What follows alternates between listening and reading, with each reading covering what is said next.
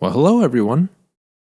This is my Ernie Ball Music Man bass, which I've had for about 20 years now. At this point, I suppose some people might consider that borderline vintage. Anyhow, over time I started having some problems with this input jack. That problem is now fixed, but when plugged in, any movement of the cable would result in popping and crackling coming out of the amp.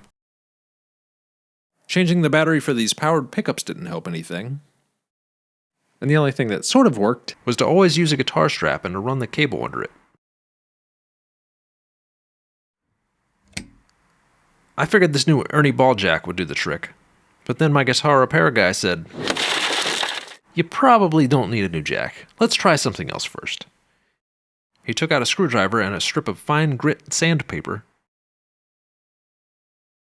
Then he tightly wrapped the sandpaper around the screwdriver.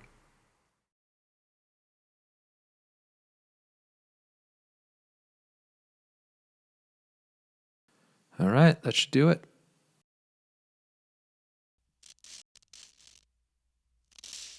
And then he worked that sandpaper around inside the jack a few times. You don't have to go crazy here.